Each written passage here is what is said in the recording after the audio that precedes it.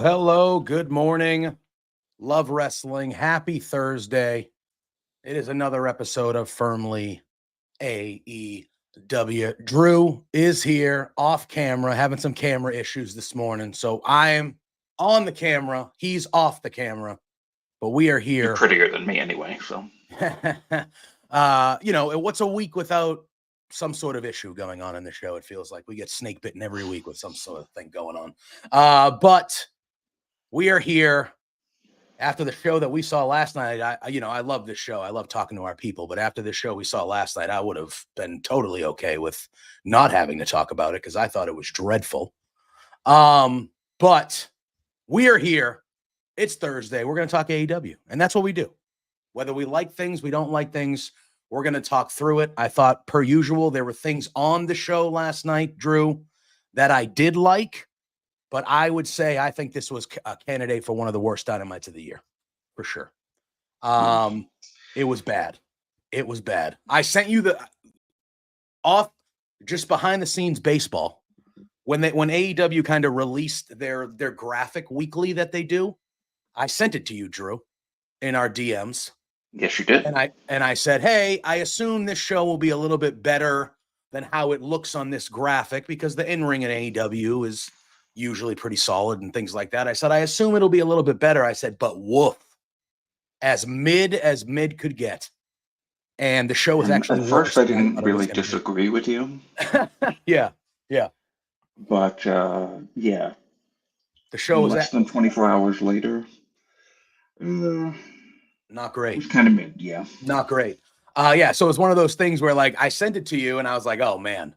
And then you asked me the question, you were just like, what about that is like really bad? And I was like, maybe I'm overreacting a little bit. I don't know.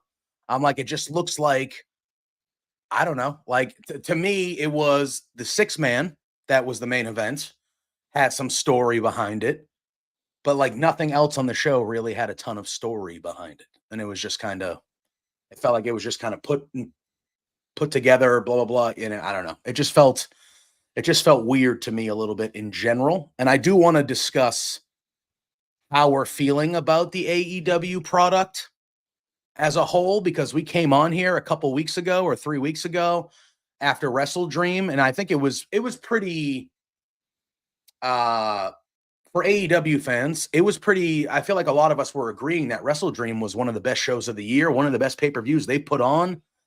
And I feel like there's been things on the show I've still enjoyed.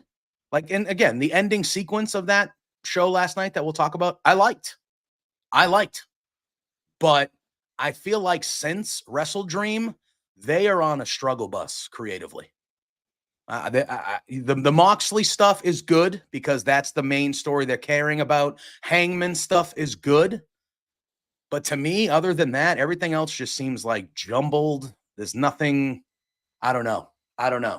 Well, I think, the thing is that, I don't know, it's funny because I feel like what they try to do is take the criticism of not having enough stories, and then sometimes it feels like they pack too much story into one show. You know what I mean?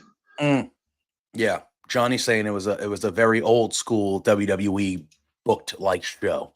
Like a lot of stuff was story based for the most part. Yeah, but it was just like one thing after the next, after the next, after the next, after the next. Like, okay, let's particularly, I think it was who the second interview that Tony Schiavone did was with who? That was with Fletcher. Fletcher. Yeah, like that dragged out for a little while. Like that really didn't need to be as long as it did. Mm. And then as soon as he cuts his hair and they're going to, it's like, okay, we're going to the next segment immediately. It's like, Yeah. okay, like Yeah. There's no. don't now all of a sudden go, okay, now we have to immediately rush to the next thing when you dragged out this segment for like 6 extra minutes that it didn't need to be dragged Yeah. out for. Yeah, exactly. Exactly. I don't know. It just feels like, again, not all the stories they're telling are bad. I'm into the Moxley stuff. I'm into the Hangman stuff. I'm into the MVP Swerve stuff. Like not everything they're telling is a bad story. It just feels like it's all mushed together. Yeah, I don't know. I don't know. It just feels like there's no rhyme or reason to a lot of it. But again, it's one really bad week, in my opinion. One mid to not great week. We've seen AEW. Yeah, I wouldn't even say that it was bad. I would just say that it was mid. Mid, I think, is an accurate thing to say.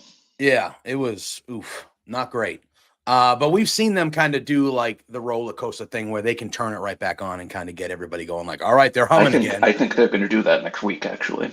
Well, they're planning. They're building it up to be so. So, all right. So, Dynamite took place last night from Salt Lake City, Utah, and the show started with a recap of the Jon Moxley new group and kind of what's been going on with him.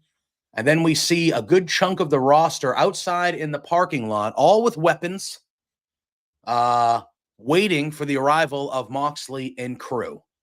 So we kind of see them kind of standing outside, preparing for a fight or whatever. Because it was Dark Order was out there. I saw the Butcher was out there. There was a bunch of people that were out there, but basically everyone they've been attacking. Private Party was out there at one point. Orange Cassidy, Mark Briscoe, and Kyle O'Reilly, the conglomeration, were out there at one point. So you had like a lot of the crew that the Moxley people have been messing with here since they've kind of started this new BCC. So they're all out there. We cut to the ring. It's Tony Schiavone, and he introduces Hangman Adam Page. He asks Hangman where his mind is at lately. Hangman says, last week I took Jay White's head off. And I nearly took Juice Robinson's life. Like a few weeks ago, he talks about how he injured Austin Gunn and he took him out, knocked him out so bad he doesn't even remember his brother's name. And at that point, and then he looks like he's going to start talking about Colton Gunn, the other Gunn, and then all of a sudden Colton Gunn jets into the ring and attacks Hangman from behind. He lays him out on the floor. Hangman eventually gets the better of him. And it looks like he's going to hang Colton Gunn with his belt. And as he's preparing to do so, we hear Switchblade Jay White. It's music. Him and Juice Robinson run down the ring. Hangman runs away. And then White grabs on the mic. And Hangman had a noticeable limp here. I think it's part of the story because commentating and Jay White referenced it. But even when he was coming down, like to start the whole thing, he was limping. So I don't know if that's a real thing or if it's, I took note of this because it looked more concerning when commentary was noticing it versus when he was coming to the ring, to the ring. So I was like, because there was that point where he got Colton into the ring and then leapt in there, and it didn't seem like he was limping at all. And then once he got taken out of the ring, when Jay White came in, then it seemed like he was limping again. Yeah. So I don't know if maybe he forgot that he needed to be limping, or if he really did get injured for some weird random thing that I couldn't even pinpoint. Yeah. But I don't think he's actually injured. I think they're just playing it up.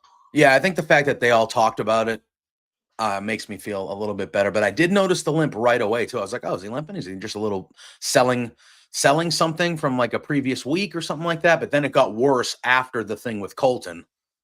And I was like, oh, all right. And I was like, hopefully that's not, because, you know, he has been in some brutal shit lately. So hopefully.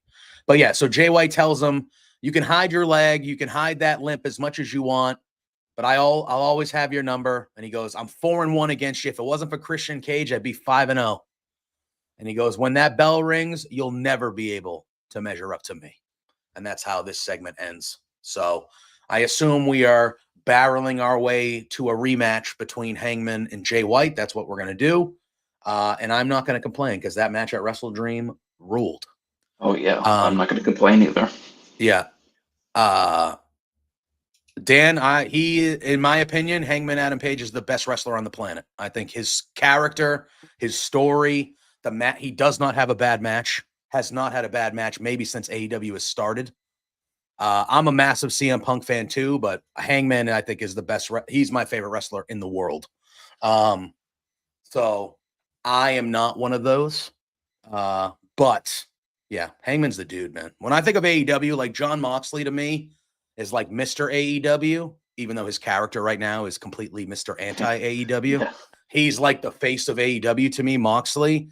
But Hangman has been the best person in that company, the best character in that company, the best everything in that company since that company started to me.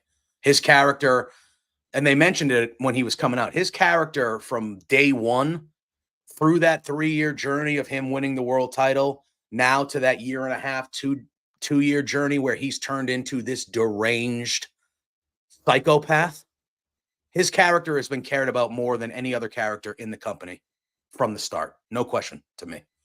Yeah, I agree. Hangman's my dude. Hangman's my dude. And he is Hangman. It's not Hangman. It's Hangman. That's how I feel. But I'm sure there are people like that. Big CM Punk, you know, it is what it is. But I've separated the two. I'm done with it. I don't even reference the two together anymore. So I've separated them in my brain. And if you were asking me right now, current state, if only one of them could be around, see you later, CM Punk. See you later.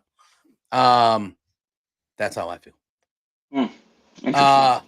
Look, I love them both, and they're in different companies, so they don't have to be. But if you were asking me right now if I'd rather Hangman be in wrestling or CM Punk, I think Hangman's doing some of the best work in the world.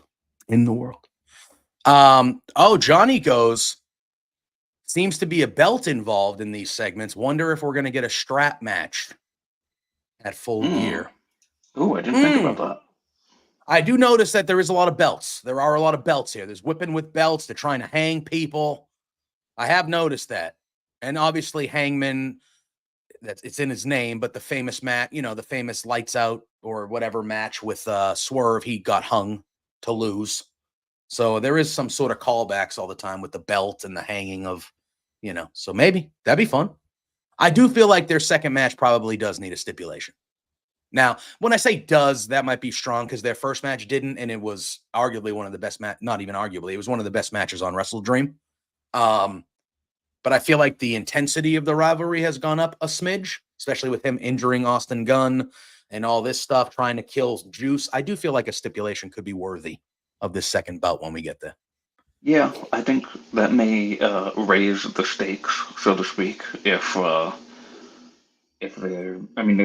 there's no title, the belt that's involved here is just a belt from Hangman's pants. There's no title involved, but hey, they're very good with each other. They work well with each other, and like you said, and we both agreed that Wrestle Dream match between them was amazing. So keep this feud going. I'm happy. Yeah, 100%. We got our buddy Tom in the chat. He's saying, if it is a strap match, do not play red light, green light. Just do pinfall or submission, please. Listen. Yeah, I don't think we're going to see red light, green light in their strap match. Listen. I am an old school guy. Now, they didn't have the lights when I was younger, but I'm an old school guy, so I prefer my strap matches to be the strap matches where you got to hit all four corners. That's the strap match that I grew up on. I was very much against, we've talked about it, but I was very much against the laziness of pro wrestling when all of a sudden they were like, oh, cage matches? Yeah, you can win by a pinfall in there. Oh, strap match? Yeah, we can win by... No. When I was growing up, there was no. You know how you won a cage match? You climbed over the damn cage. That's how you won the cage match. You know how you won a strap match? You beat your opponent senseless to when you drag their carcass around the ring to hit the... Now, again, the tropes in those matches, specifically a strap match, are ridiculous, because how many times can you watch a wrestler hit 3 corners while the guy's dead, and then the second he goes to the 4th corner, miraculously, the guy's to his feet, fucking pull... That was my complaint for the last strap match that we watched. Exactly. Okay, you have the strength to pick up a guy and do a move, but then you're on your hands and knees crawling to each corner. It just doesn't make sense. That was always a thing for me. It was like, oh shit. You know, the last one we saw was Drew and Punk, right? So like, I'm not specifically talking about the things that actually happened in that match, but like, it would be like, oh shit, Drew just hit 2 claymores on Punk. Punk's dead. Like, he's just out cold. Drew's dragging him. 1 corner, 2 corner, 3 corner. CM Punk or the opponent doesn't even move. Like, he's just out of it. And then he takes 2 more steps, and miraculously, the guy's fully awake, fully aware of what's happening, using all his might to pull. It's like, come on. That gets a little, come on. Anyway, let's move on. We then get a Sammy Guevara promo where he's talking about his pride in being an AEW original. He says he needs to fight the best. Then we get another promo with MVP and Shelton Benjamin. They talk about how they're not here to make friends. They're all about business, and they're going to take over, and that everyone should trust the process. And then we get what was one of the highlights of the show, a very good wrestling match between Shelton Benjamin and Sammy Guevara, which I knew it would be. Really good match, back and forth. I loved the callback in this match to the super kick.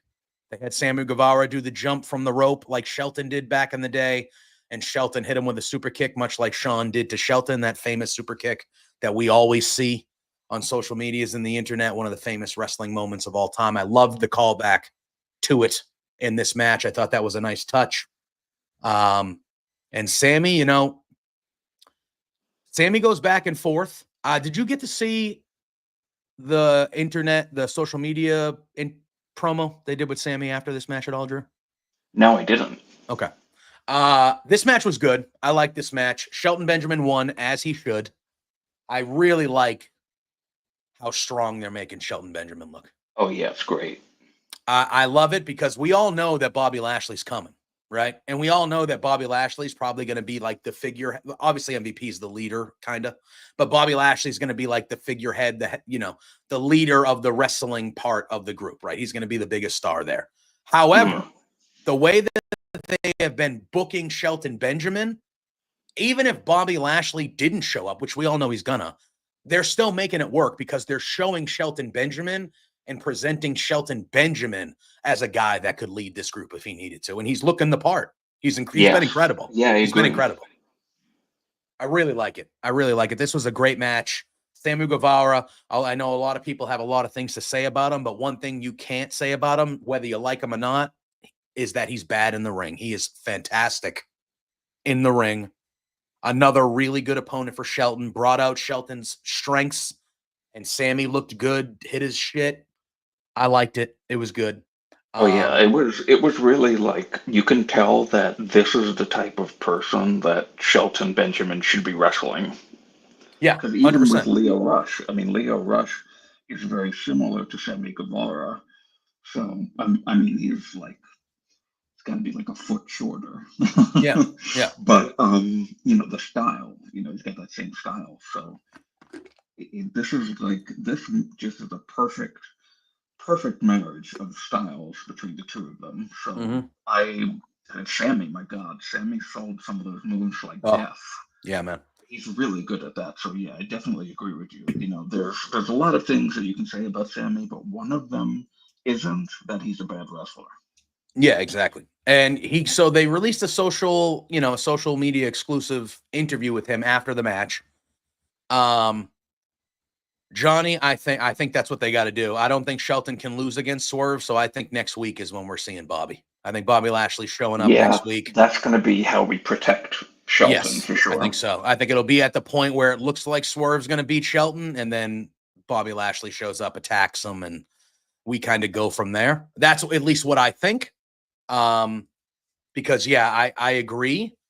I think the way they're booking Shelton, I don't know. I don't think Swerve can beat them right away. I think Swerve needs I to don't go think through either some of them stuff. should lose. Yes. That probably should be like one of their not often used DQ. Yeah. Endings. I would agree. We have a backstage segment where we see Mariah May, and she has luggage, and Renee is back there, and Renee's like, "Oh, you leaving?" And Mariah May goes, "No, this is not my luggage. This is Anna Jay's." And she opens it up and just throws her luggage down the hallway. We see makeup going everywhere. She tells Renee Pett that she doesn't belong in the same, that Anna Jay doesn't belong in the same ring or in the same locker room as Mariah May. And then we see Anna Jay come in the screen. They start brawling, and Christopher Daniels breaks them up. And that was kind of it for that. Well, you see, this was also a case of like they didn't let anything breathe. It was like, okay, in the middle of the brawl, they're cutting right back to the ring. To the next thing. Yeah. And it was weird because it was like Christopher Daniels. Yeah, Christopher Daniels was back there, but he's like the only one back there. So he's like just getting in the. I don't know. It felt weird. But then they cut back to the ring, and Tony Schiavone is in there, and he welcomes Kyle Fletcher, who is accompanied by Don Callis, to a good course of booze. Callis talks first, says that Fletcher has something important to say. He gives him the mic. And like you said, this went for long, but there were things that I really liked from Kyle Fletcher.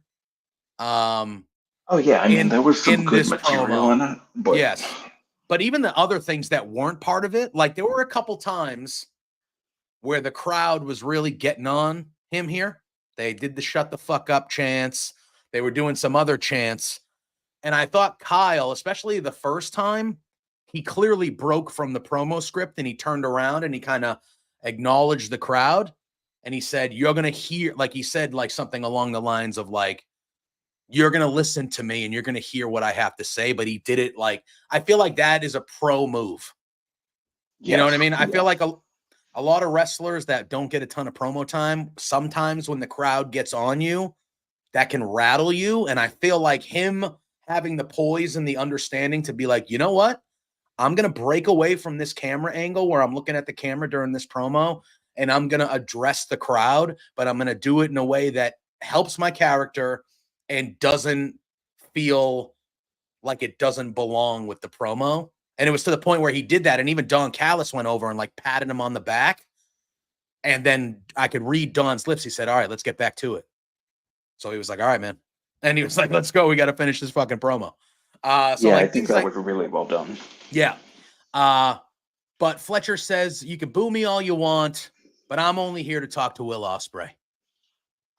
He says he has hopes Will has been having a good time laid up in bed with the herniated disc and all that. He says, "People have been asking me why." And he goes, "That makes me happy because these idiots are as much to blame as Will is." He goes, "When I got here, I was the next big thing, the brightest future in wrestling. But then Ospreay showed up, and suddenly I, as in Kyle, was just the next Will Ospreay." I like that. Yeah, and you know what? It is true. It is 100% true. That was, and that's like I was worried about what, and obviously he said more, but I was particularly worried about how they were going to explain this heel turn, and I think they did a really good job. Yeah, 100%.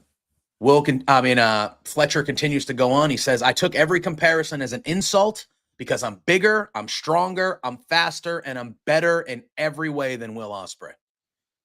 He talks about leaving New Japan. He mentions, remember how Okada brought you in to New Japan and you stabbed him in the back? He goes, "What happened to you and Kenny Omega?"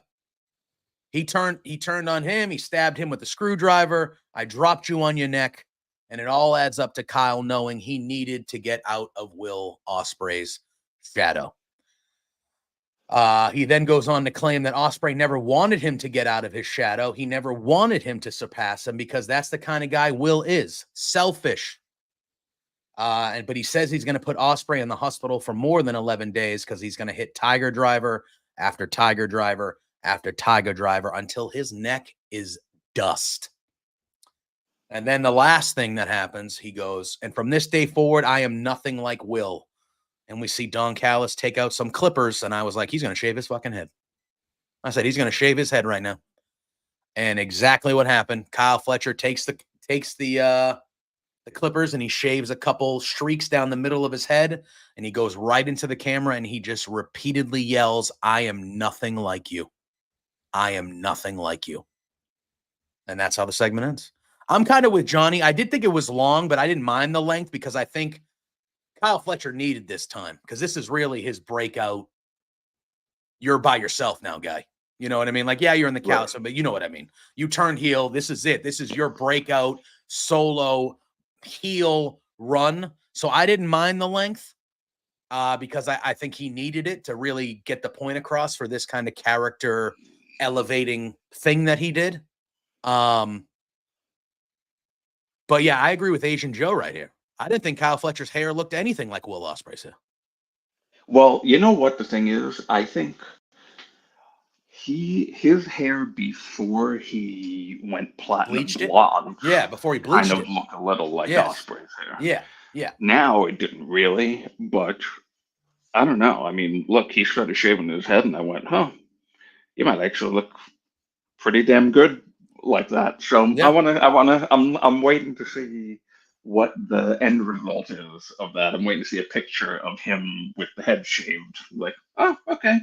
Actually, I might not. I mean, I like the blonde hair, honestly. I didn't think. Yeah. I thought it actually looked really good on him, especially with those glasses on. Yeah, 100%. But I'm like, you know what? Okay, I'm being PG, but that's all I'm gonna say. Yeah. We get a recap of Konosuke Takeshita defending the AEW International Championship in Maple Leaf Wrestling over last weekend. They had their inaugural event, a big success up there. So we got some footage of him beating Josh Alexander to retain the title, and Ricochet did show up at Maple Leaf after that to confront Takeshita. This then gets us a backstage interview with Ricochet where he challenges Takeshita to a match on Rampage. He says, why don't you show up on Rampage, find out why I am out of this world. And he goes, and just remember, payback is a bitch. And then at that point, MVP and Shelton Benjamin roll up to talk to Ricochet. And MVP says, hey, I know we have history, but new company, new beginning. And he just gives them. What history do they have? In WWE.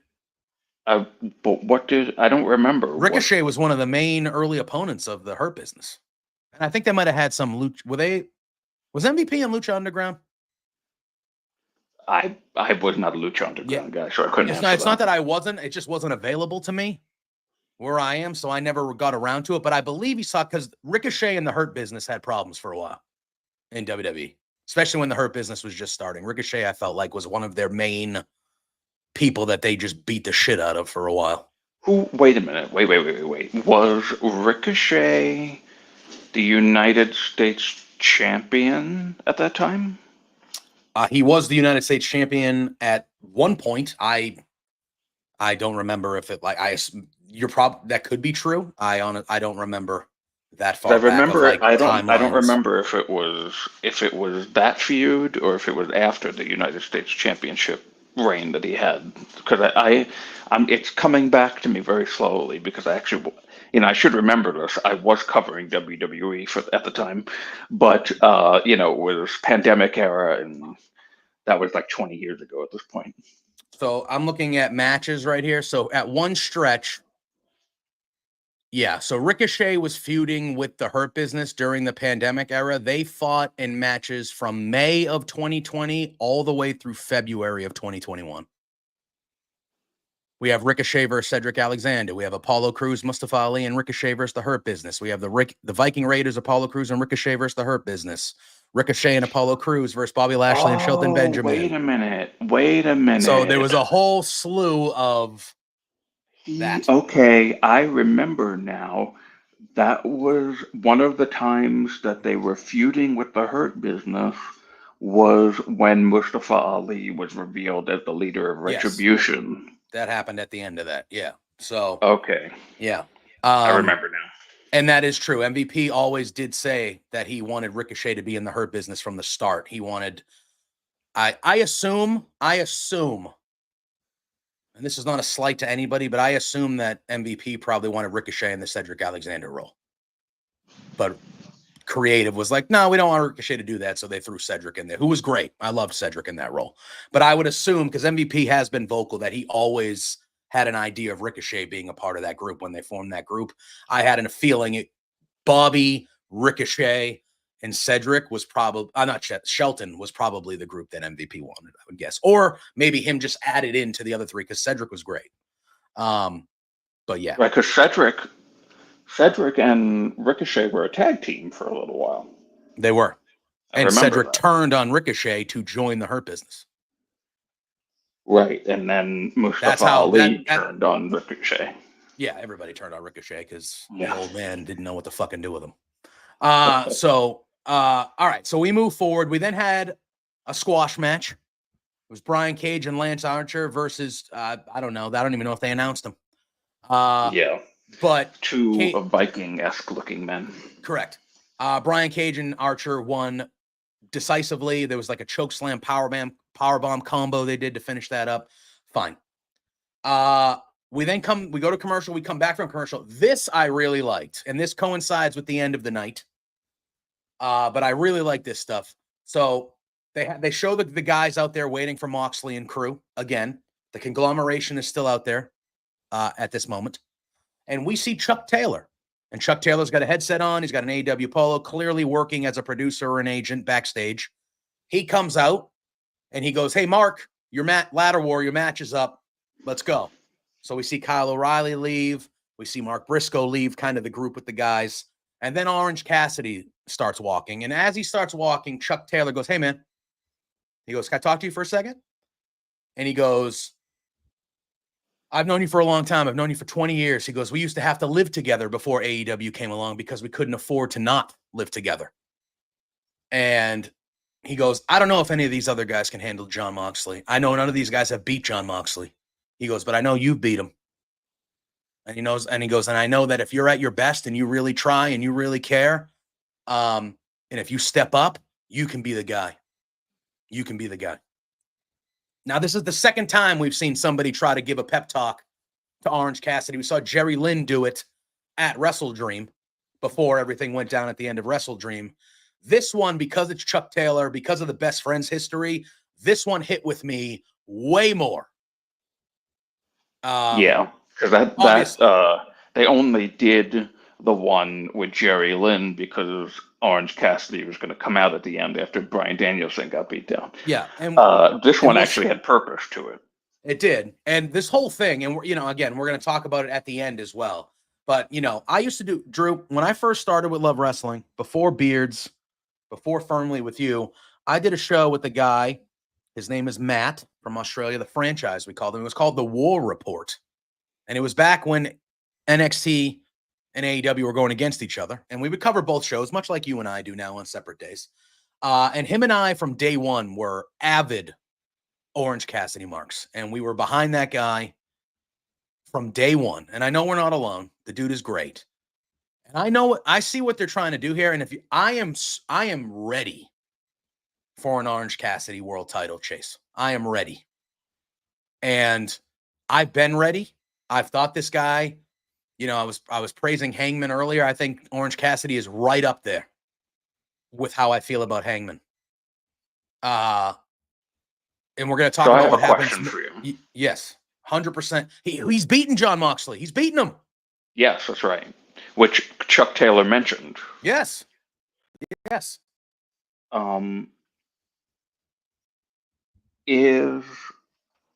Could you see maybe Orange Cassidy as a heel?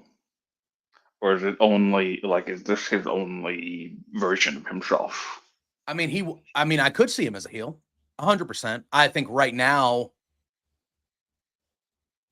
they're positioning him to be the hero, though. So I don't really know. Oh yeah, I think. Well, it's him and Darby. It's going to be him and Darby that are going to be the two guys. I think Darby is probably going to be the guy that really does take it off Mox down the line. But they're clearly positioning Orange Cassidy to be hey, step up a little bit, be a tad more serious, like go Yeah. try to save AEW and win the title, get the shit back from Mox. Like they're setting him up that way. And I like the way they're doing it. It's been kind of slow. Obviously, when we talk about the end, kind of jacked it up a little bit, like made it a little quicker. But I'm all in, man. I think Orange Cassidy can be that guy. At one point when he was what did they call the title when he had it for the most part? It wasn't international. What was it? The AEW, goodness gracious, what was it Right? called? It's been the international title. I don't even remember what the last one used to be. But when he had the belt, it was the international title, but it wasn't when he was there. When he had they changed the name. They did.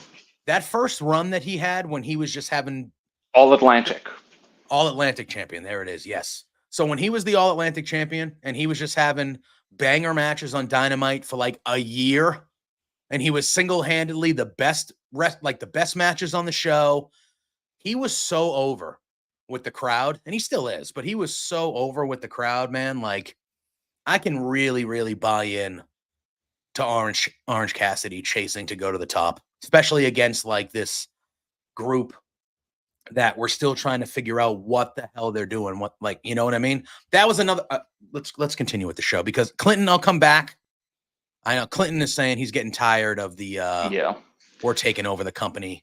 Boring. I don't think is it copycat? I don't know if it's copycat. To me, it feels like it's copycat from like it's early NWO copycat. It's a different iteration of what they did earlier this year with the Elite. Yeah.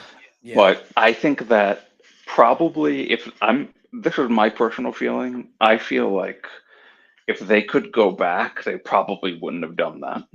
Agreed. I agree. I think they would have just saved it for this. Like, again, I like the story they're telling with Moxley and crew. I just thought last night, nothing happened because of the stuff that happened with OC. But as far as like progressing the Moxley and the BCC side of the story, nothing was progressed last night at all.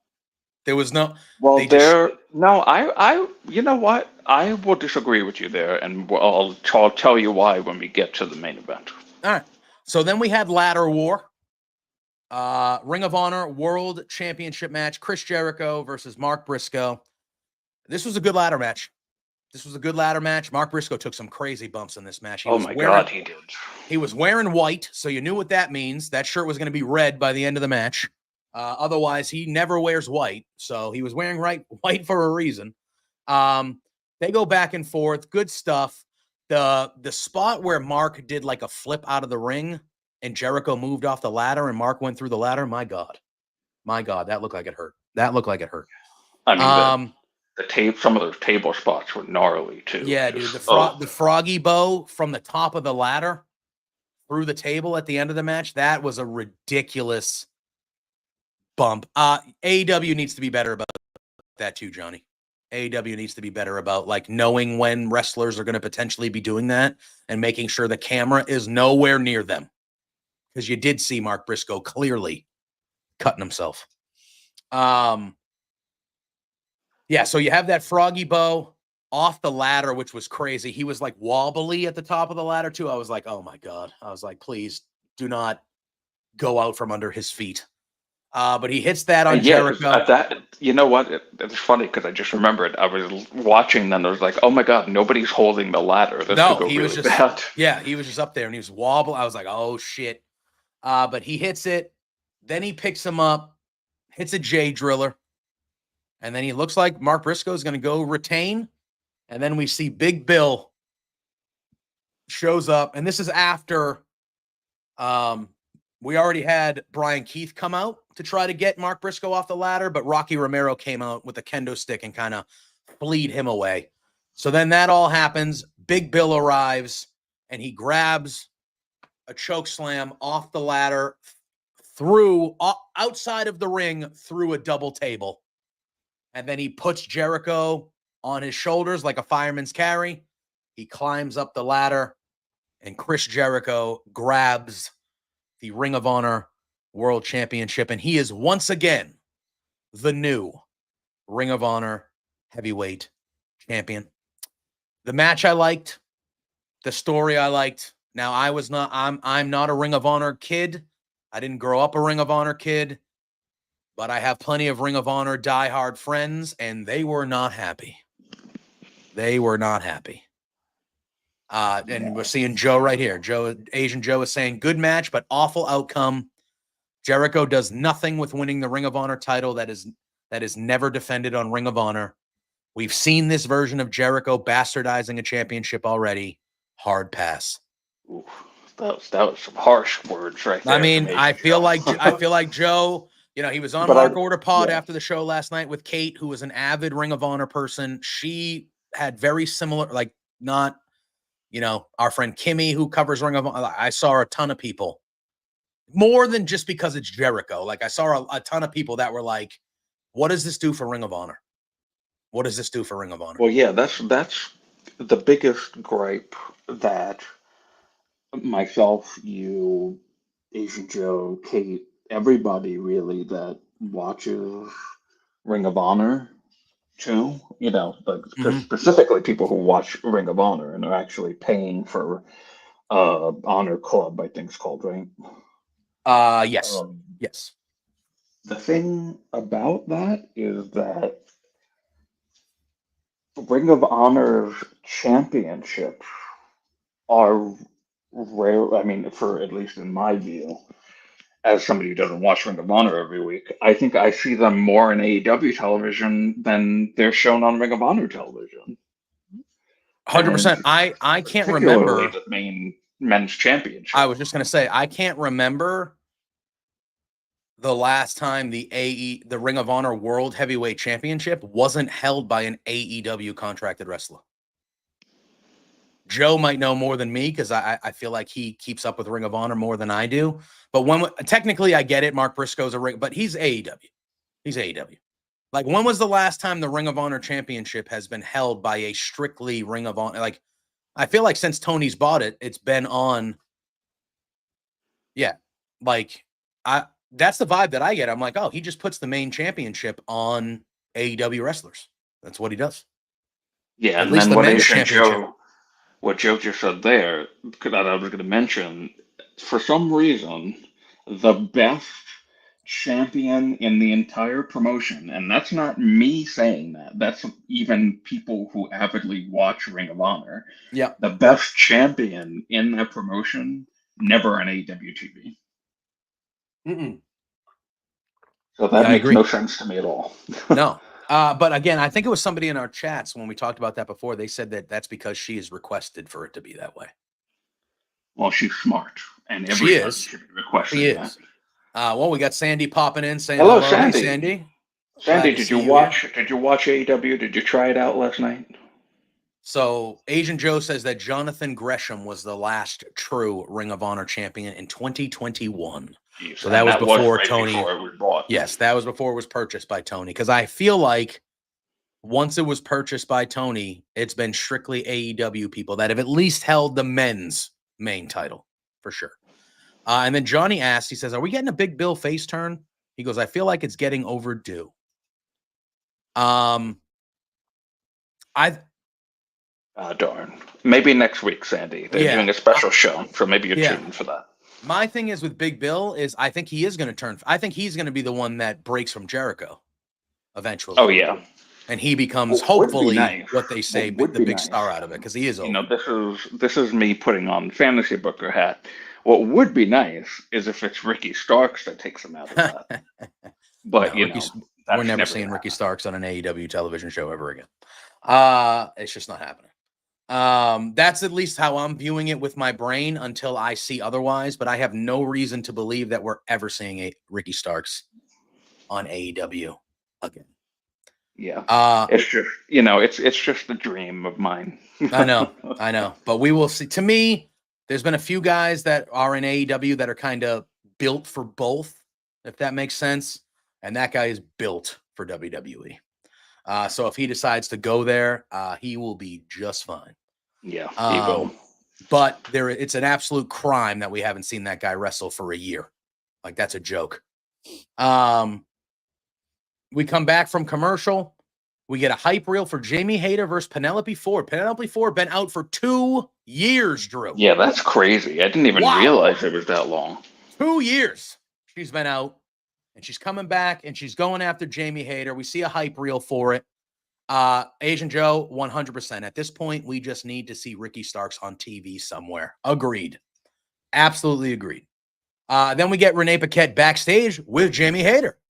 I feel like it's been a few weeks since we've seen. Has it been a little bit since we've seen Hayter? I feel like we haven't seen her since the pay-per-view, right? I think she was on last, not last week's Collision, but the Collision before. Got it. All right. Yeah, I was like, I feel like it's been a little bit since we've seen her. But she's backstage. She says that she's here looking for a fight. She's ready to fight. But surprise, surprise, Penelope Ford is nowhere to be found. She goes, so if you want to be the victim, I will make you the victim. 2 weeks from tonight, Dynamite. So we have the WWE guy is out. See you Tuesday. See you later, Sandy. Thanks for popping in and saying hi. We appreciate you. So 2 weeks out, we're going to have Jamie Hayter versus Penelope Ford. Did you notice something? And I saw our buddy Sean tweet about it. Did you notice the last couple of weeks that AEW has been very strong and really tried to make it a point that they're booking matches in advance for the next week and the week after? They're starting to like really do that. Yeah. Do you remember? Like, I feel like when AEW first started, and it's for the first couple of years. Do you remember right before the main event when Excalibur would just go on the run? Oh, yeah. He would talk like what are those like an auctioneer, like an auctioneer. Yeah. And he would go on the run and he would tell you everything that was happening on Rampage. He would tell you everything that was happening on Dynamite next week. And all of a sudden you would just see like this dream matchup of like, what the hell? They just threw that out of note. Remember all that stuff? Yeah. I actually kind of missed that. Yeah, I was going to say, when was the last time they've done that? Because I feel like they haven't done that because the booking has been not built that way. The booking has been built very week to week kind of stuff, which I don't know if this is them trying to get back to the old formula and the old way they did things about, because we have a whole card already set for next week now. And I know it's a special Dynamite, but we have a whole card set and now we're already booking matches for the week after that. I would like to see them get back to that where, right before the main event at 9:45, Excalibur's running through a list of 4 or 5 matches over the next week or two where we're like, holy shit, those matches are in. And then you have a whole week to be like, I cannot believe we're getting this next week.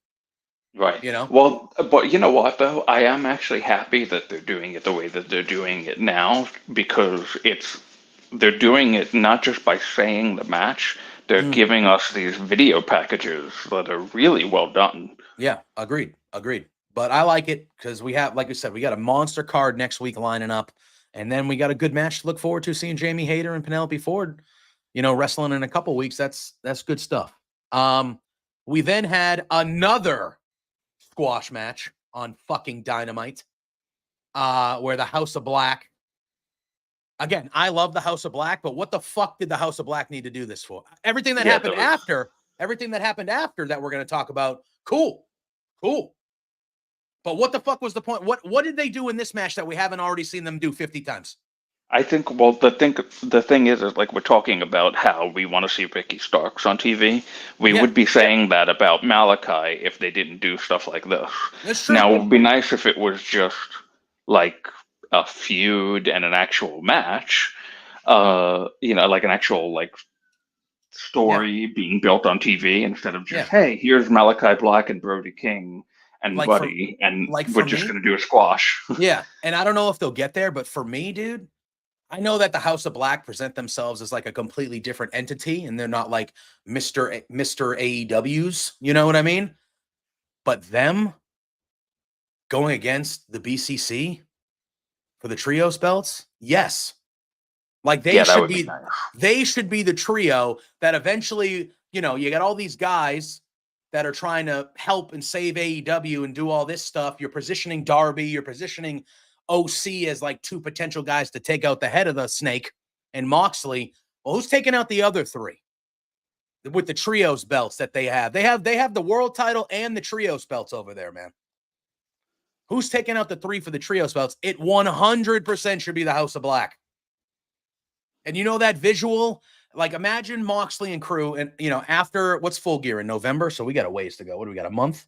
We got about a month till Full Gear. So imagine the week before Full Gear or even after that Moxley and crew wipe everybody out. It looks like they're running AEW again, and the lights go out. And when they come back on, the House of Black is standing across the ring from Pac, Claudio, and Wheeler. Bro. Like, that crowd is going to be nuts. Nuts for that. I think, though, you know what else, too, that we don't really take into account? I think we have to also take into consideration that this plan was not the original plan when it comes to the trios titles, because technically it was supposed to be on Death Triangle, but then the Lucha Brothers thing happened. Yeah. And I don't know. I'm doubting in that case then that Pac was going to be in with the BCC the way that he is now, and I'm wondering if maybe House of Black and Death Triangle would have been a thing. It could have been. And you got Asian Joe saying instead of House of Black, we had Top Flight and Dark Order going after those trios. Good teams, but come on. That's what I'm saying. Now, again, you use those teams to establish how dominant the new BCC is. They beat those teams handily. They beat them up. They do all this stuff to establish, and then everybody's like, who is going to beat these guys? And then when the House of Black shows up, everybody's like, they're going to fucking beat these guys because they're the House of Black. You know what I mean? And that's how I envision it. And then you got Darby and Orange Cassidy kind of, they're dealing with Moxley. It seems like they're going to be the two that are dealing with Moxley. But yeah, they squashed. But what happens after this match, pretty interesting. Post-match, Buddy Matthews gets on the mic. And he just simply says, oh, wait, time out. We missed a whole segment. I skipped the whole segment. Anyway, God bless. We'll go back and then it will make sense. I literally skipped the whole segment. But Buddy Matthews gets on the mic and he says, now that he's cleared, I want Adam Cole next week. Now, the reason why he said that was because the segment before that squash match, after Jericho's match, which I completely forgot about, Adam Cole made his entrance to cut a promo in the ring. But he's immediately interrupted by Adam! Roderick Strong and the Undisputed Kingdom show up. They talk about MJF and how he used Cole to get the fans to actually care about him. So Roderick's kind of like, he's like, oh, MJF used the crowd and he used you to get the crowd to like him. He talks about how Adam's recovery. He says, I'm proud of you. You spent over a year getting back to here. The crowd kind of gives Cole his flowers there. They cheer for him. But Roderick says, I want MJF first. Cole says, you're damn right. We need to finish what we started. He goes, why not tonight? So they call MJF down. They promise, Adam Cole says, we're going to give you a 4-on-1 undisputed ass kicking. Like, what do you think? MJF's just going to walk into that? Come on, Adam. You might have been faking, but you were the dudes, bet you were around the guy for like 8 straight months. You think he's just going to do that? Come on. And then we see MJF appear on the Tron. He's getting a massage. And he says that Cole will never be allowed to get his hands on him. He basically goes, I'm literally telling you you're never going to be able to get your hands on me, but you're still doing this. I don't know why you are, because I'm literally telling you you're never going to touch me. But I love MJF's promo style so much. Yeah. But what he does say, he goes, I'll offer you a little something, though, because I'm a nice guy. He goes, whichever one of you and Roddy can win 3 matches in a row first will have a match against me at Full Gear. And he goes, oh, and I'm not showing up until Full Gear. So I'm not going to be there until Full Gear. So we at least know Max ain't showing up. He's still filming Happy Gilmore 2. So he's not on TV until Full Gear. But he says, the first one of you two, since you both want to fight me, the first one of you two that can win 3 matches in a row, you'll get the match at Full Gear. Adam Cole and Roderick Strong kind of handshake, agree on it. And then MJF cuts a joke about a happy ending. No, he says it's about hard. He goes, I hope it's not that hard. I don't know. He says something about being hard or a happy ending joke about the masseuse and all that stuff. So then fast forward, Buddy Matthews challenges Adam Cole for a match next week. So that's going to be the first Adam Cole match since his return. Then we go backstage to Renee, who is catching up with Adam about the challenge. asks him about it, and Adam Cole goes, "Oh, let me find out." And we see Adam Cole kind of walk away from the Undisputed Kingdom, and as he's walking, this was a cool shot. I like this. We saw the House of Black, and Brody King and Malachi kind of leave, and it's one-on-one with Buddy and Adam Cole. And Adam Cole goes, "You got a problem with me?" And Buddy doesn't respond. And Adam goes, "This is what you want to do? This is what you want to do? Why do you want to do this?" And Buddy Matthews smiles, and he kind of starts to walk off, but he stops, and he kind of leans into Adam Cole's ear, and he says, "To prove a point." And Adam goes, "What's that?" He goes, "That you're fragile." And he walks away. And Adam Cole just has a perplexed look on his face, and that's how it ends. I liked it. Really well done. Yeah, I liked it. I thought it was different the way that they had him confront him with them coming out from the entrance and all that stuff. They're doing all these like really new and fun things, and this show was full of them, really. The way it started with everybody outside waiting for BCC and these shots. This was really well done and makes them look different than other product on TV. So I'm really a fan of like backstage segments like this. Because if you notice, AEW doesn't do the same type of backstage segments that WWE does. Last night they had quite the camera shots following people out to the ring. Now they're starting to do a little bit. They're starting to do, but they're not doing it in the camera isn't their way that WWE does. Yeah, exactly. The camera's in Roman Reigns' face as Jimmy is behind him, and they're not even like addressing that there's a camera in front of them. So I like that AEW does it differently. And we got Johnny saying he's not buying Roddy and Crew as baby faces. He thinks they turn on. Oh, that's absolutely happening. I would agree. I think that will 100% happen. I wouldn't be shocked if Adam Cole wins the race. We get Adam Cole and MJF, and Roddy and Crew turns on Adam Cole and MJ. And you know what? I'll be really honest with you. You could buy me into MJF leading that group. You could buy me into that. I was going to say the exact same thing. Yep, I could buy into that big time if MJF was kind of like the new leader of that group to even further get back at Adam Cole, and those guys go with him. I think MJF fits as the leader of that group 100%. I always think that MJF has kind of always been better with muscle and with a group. The only time he really got solo was when they pulled him to kind of be the babyface like this. And you know what I mean? He's always had the Pinnacle or the Inner Circle or Wardlow. He's always had somebody with him. Yeah. That's kind of like his muscle. If these guys, whether they actually pair them up together as an on-screen group, I think it could work. I think it could work big time. And now the other person that we haven't seen on TV in a long time is Wardlow, and I don't really know exactly why. I think he is in the same bout. I don't think he's injured. I think it's the same. It's a very similar thing to Ricky the same Starks. as Ricky. Yeah. Now you want to talk about somebody who's built for WWE, brother. Wardlow is also. Yeah. Come on now. But I would I'd like to see Ricky come back to help Big Bill become a babyface. I would like to see Wardlow come back and help Adam Cole against that would be fun.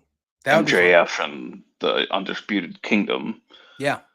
That would be fun because Wardlow obviously was originally part of the group with Adam Cole when he turned, and then obviously that's taken a slide of things. And we did see, although one thing they did show after the Adam Cole promo, when the Undisputed Kingdom was leaving, they showed Kyle O'Reilly in the back watching on a monitor.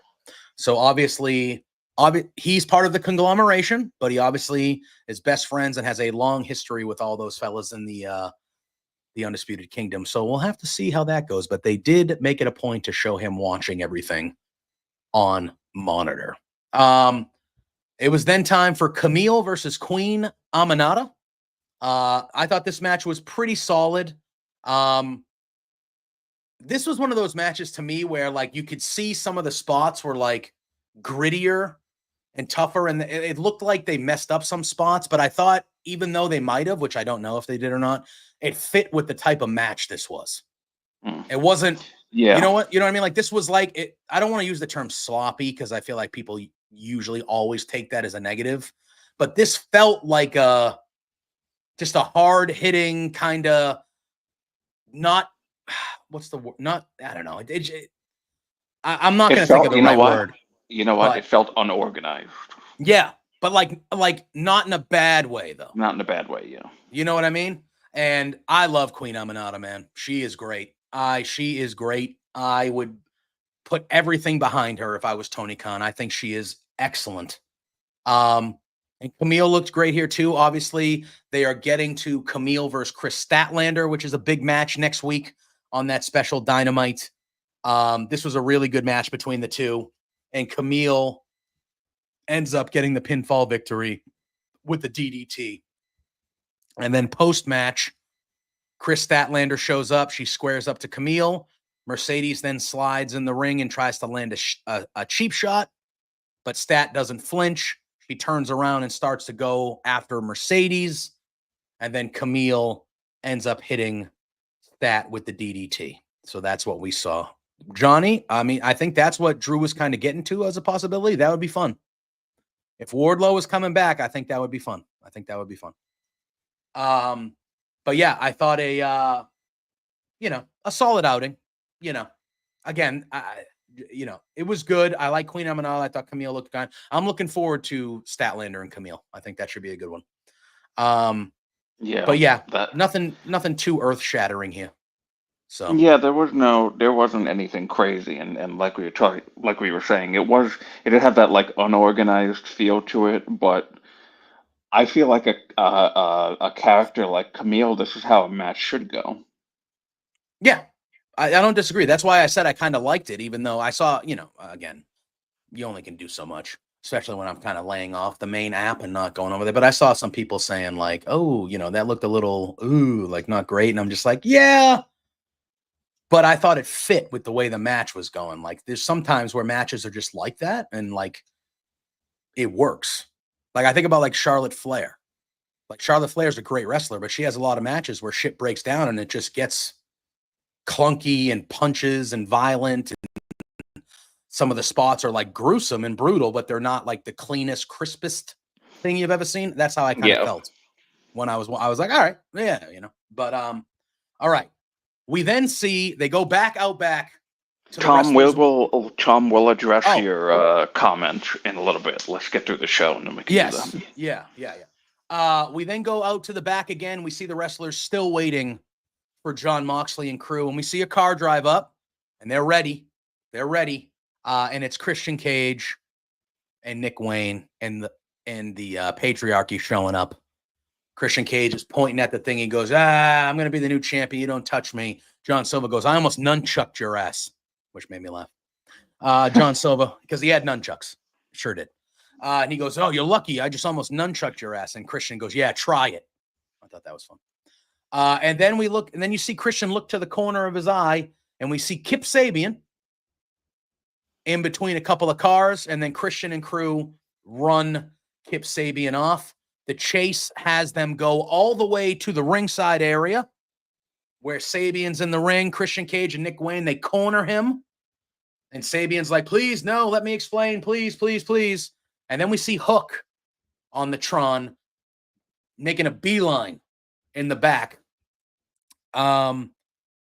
He runs into Renee Pett. Renee goes, hey, we know you said that you saw who attacked your dad. Do you have it? Can you tell us who it was? And Hook says, yeah, the scumbag's in the ring right now, and I'm going to go whoop his ass. So then Hook makes his entrance. He rushes to the ring. He takes out Nick Wayne. And then he has Christian Cage in the corner, and it looks like Christian Cage is the guy who attacked Taz. But Kip Sabian saves Christian by a low blow. And then you kind of see the camera there, and Christian leans in, and he goes, I know why you've been doing what you're doing. He goes, I'll deal with you later. He goes, get in the corner and mind your own business. And then Nick lays Hook out with Wayne's World. Him and Christian embrace. They start to leave. And Christian waves Kip over. He goes, come on, man.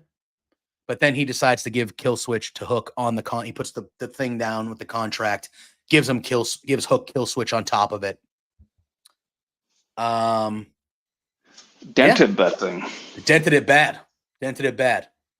Yeah. So it looks like Kip Sabian is now officially, or becoming very shortly officially, a new member of the patriarchy. We'll have to see what Christian meant when he said, "I know why you're doing what you're doing." We're gonna have to find out. We're gonna have to find out what that story goes. What is Sabian doing? But it looks like Sabian is being taken into the patriarchy by Christian, and it also looks like Christian was the person who attacked Taz as well. Yeah, it was a little bit of an odd, like, way to reveal it. Yeah, because they were building it up for a couple weeks, and then all of a sudden it's like, oh yeah, it's that guy. I'm going to beat him up now. Yep. Just without any fanfare or anything. I don't give a shit about this. Sorry to say. That's fair. Not the hook part. I don't care about this Kip Sabian shit at all. I really don't. It's not compelling to me at all, and which I don't like saying, because as I've said weeks ago when they were like really jump starting this whole thing, I like Kip Sabian. You know, he's an AEW original himself, and him and Penelope, and I really, really liked him as a wrestler. You know, I think he's a really good wrestler. I have no issues with him whatsoever. But this whole thing of him for like months now, almost, it feels like, at least I feel like it's been since at least like All Out, that he's been like poking at Christian Cage. I just don't care. Fair. Well, I mean, they really haven't told us. For me. Well, yeah. I mean, I feel like they haven't really told us the reason why yet. So, like, I feel like they haven't really given us the reason to care, if that makes sense. Yeah, but I don't even know what story they could tell that would make me care at this point. That's fair. We'll have to see. I assume we're going to get that story soon, because it does look like he is now a new member of the group. So I assume we're going to get the why soon. I do like Kip Sabian, and I obviously like Christian. So we'll have to kind of see how they make it work and things like that. I'm reserving judgment, because I don't think they've kind of given us enough for me to like it or dislike it, to be honest. What I saw last night with Kip Sabian doing the low blow and joining the group, I'm cool with that. Well, I think, you know what the other thing is too, because Luchasaurus ain't there anymore, so they need more than just Nick Wayne in the group as well. I kind of feel like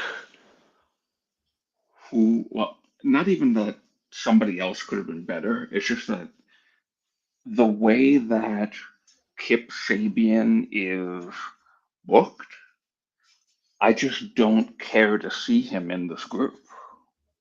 It's just not compelling to me. He hasn't. I don't remember the last match that he had in AEW. I don't even think it was this year. No, he was in some of the stuff on Rampage, like the Battle Royals to become number. That's how this whole thing started. That's how this whole thing started. Was I thought he was? Oh, I guess because he was in the same match as Christian as Nick Wayne. I think him and Nick Wayne. Tom, Luchasaurus had a very scary real life health issue that he is still dealing with. We are probably not going to be seeing that gentleman for a long time. Yeah. So there were plenty. He had some sort of cardiac or some sort of issue that happened at his private, like personally. And lung issue, right? Was it a lung thing? His lungs collapsed on him or something like that. Yeah, something very serious happened to him in real life. And yeah, I don't know, or we don't know when we'll be seeing him, but it doesn't seem like it'll be anytime soon. But yeah. All right, then it's main event time, Drew. It is a 6-man. It is Daniel Garcia and Private Party going up against the Elite, Jack Perry, and the Young Bucks. They were brawling before the bell even started. In the AEW crew, Daniel Garcia and Private Party were really coming out hot. They were getting the Elite. They were really beating them down. And then we go to commercial. When we come back from commercial, we can see Stokely Hathaway again scouting Private Party.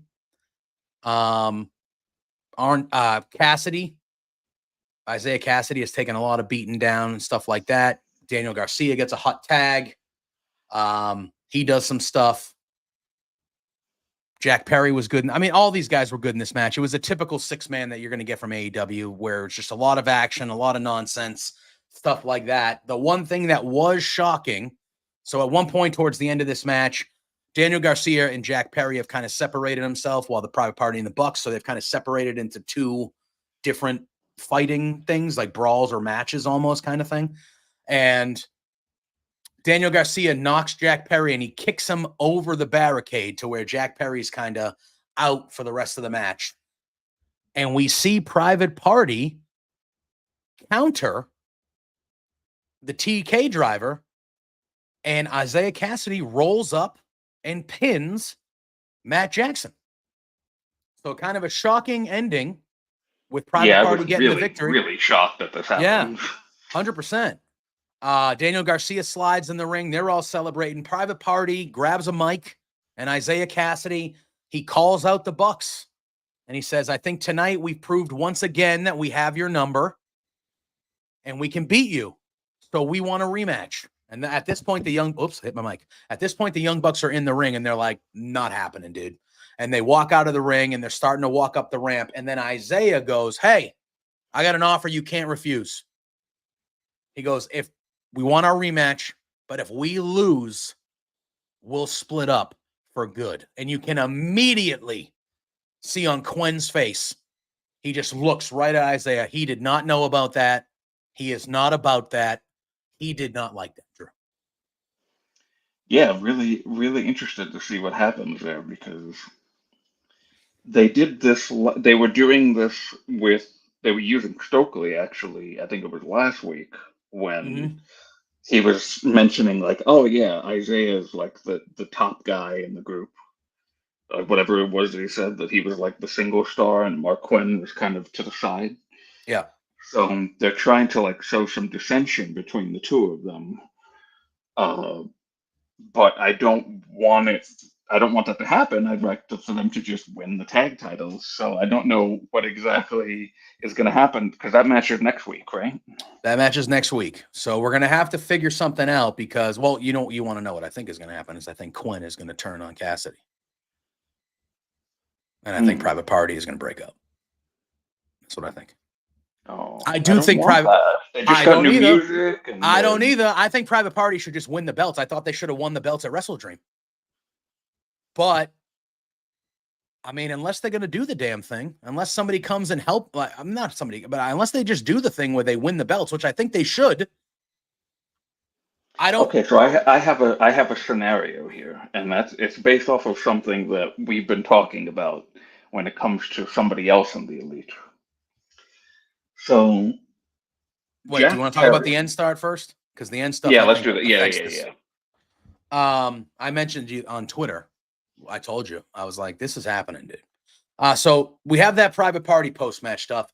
Then we get another viewing of outside with the people still waiting out there for Moxley and crew. We get the truck that they usually arrive in. They're ready to go, but Marina Shafir is the only one that gets out of the truck. She's by herself. She gets out of the truck and she just stands in front of it. And then we fast forward to the ring.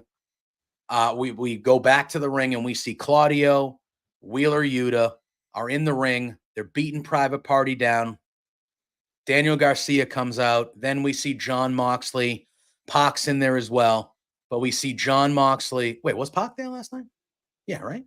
Yes, he was, yeah. Okay. We see Jon Moxley, and he's dragging Chuck Taylor. So rewind to earlier, Chuck Taylor saying what he said to Orange Cassidy. When we see Jon Moxley, he has Chuck Taylor, who looks like he's clearly been beaten down. He's dragging him down the ramp. They get him into the ring. Moxley grabs a chair and he puts it around Chuck Taylor's neck. And he looks at Claudio and kind of does his back turn, like, fucking do it. And as he's doing it, Orange Cassidy is making a dead sprint towards the ring. And right before Orange Cassidy gets in the ring, Claudio slams with a kick on the chair, which we assume seriously injuring Chuck Taylor. And that ending scene of Orange Cassidy in the ring, looking down, great visuals by Orange Cassidy as well. Like just brilliant, really, really good facial expressions from Orange Cassidy. But like the way he slid into the ring right after it happened and the look on his face, and just that moment to me was like, that is the thing that's going to make Orange Cassidy get serious. That's the thing. That was very well done. Now, a couple things that we didn't that we need to mention. So, the Elite. We got to talk about them again, doing fucking nothing. So, but before that, one thing in particular that you didn't mention with this whole ending angle with Chuck Taylor, Wheeler Yuta went to go and put the chair against his ankles to slam down on his ankles. And then Claudio pushes him out of the way, grabs the chair, and then Moxley puts it on his neck. Yeah. And Yuta was like, wait, that's not what it feels like in the moment, he was like, wait, that's not what we said we were doing. Yeah. Like he did not know that was what they were going to be doing. So I don't know. And then he looked actually distraught that happened. So I'm wondering now what's going on with Yuta here, because he did reluctantly, for the most part, help in attacking Danielson after Wrestle Dream. And they haven't done like that heel turn style promo like Kyle did of like, why did I turn on my best friends? And so I'm wondering is it that they're only gonna have Yuta? I don't know if Yuta's gonna be with them for that long. Could it be maybe that he just goes, oh no, I can't do this, and he gets regretful of all the things that he did, and maybe Yuta gets replaced by the other person that we're going to talk about now. Yeah. I mean, so during this, the Elite, the Young Bucks were still out there. They were at the top of the ramp again, watching Moxley and crew do this to somebody who is now not a wrestler for their company, but a backstage agent producer. And then once again, we see Jack Perry. It looks like the Young Bucks are kind of, they're not really their facial expressions don't really tell me that they're torn, but you can definitely tell the Young Bucks are at least contemplating like, we should do something about this. Yeah. And then Jack Perry, both these weeks, has been the one that has come to be like, all right, guys, let's get out of here. We don't got to worry about this. Or that's their thing.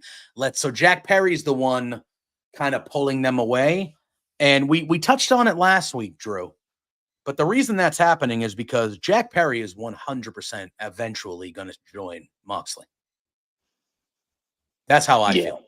Yeah. I don't even think it's a debate at this point. Like, I think it is.